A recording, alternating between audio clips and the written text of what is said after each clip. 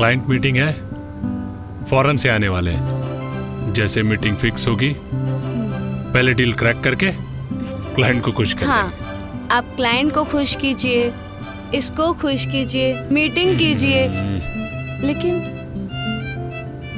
मुझे कब खुश करोगे? हाँ, क्या हो गया?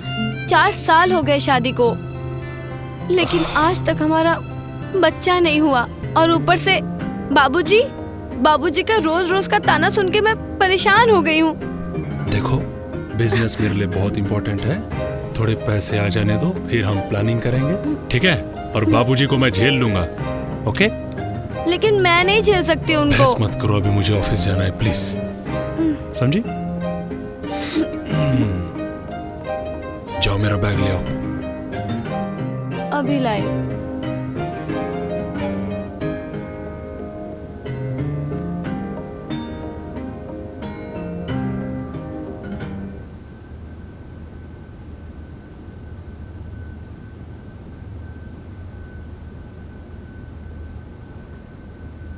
बाबूजी लीजिए चाय। बैठो, बात करनी है तुमसे। हाँ जी, बोलिए बाबूजी। देखो बहू, हमें इस घर का वारिस चाहिए। बाबूजी, मैं तो कोशिश कर रही हूँ ना, अब उनसे हो नहीं रहा है तो मैं क्या कर सकती हूँ? लेकिन हम दोनों ने मिलके एक प्लान बनाया है। क्या?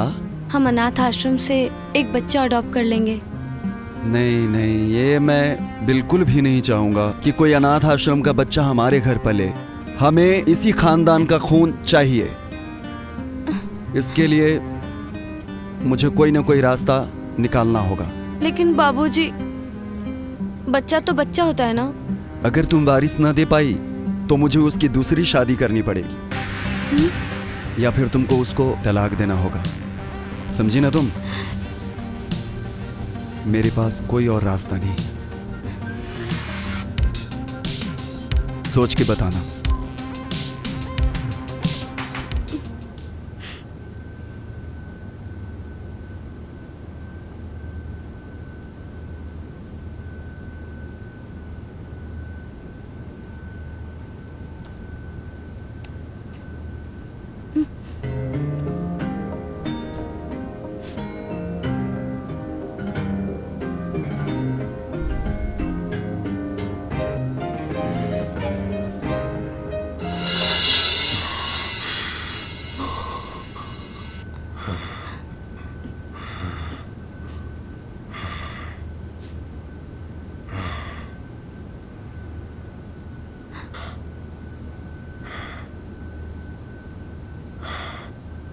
आपसे तो कुछ हो ही नहीं रहा है।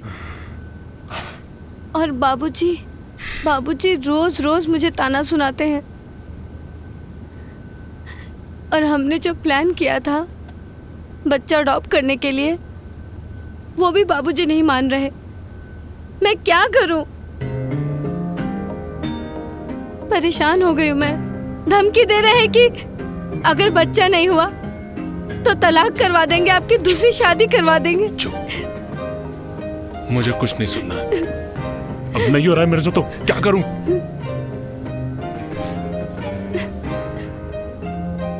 मुझे कोई परवाह नहीं है, कुछ भी हो जाए मुझे कोई परवाह नहीं है। कोई फर्क नहीं पड़ता मुझे। पूरा मूड खराब करके रख दिया।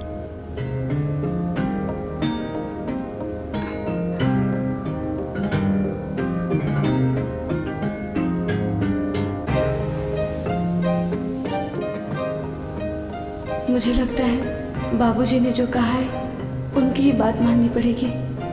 मुझे उनसे ही घर का वारिस मिल सकता है और मेरी शादी बच सकती है।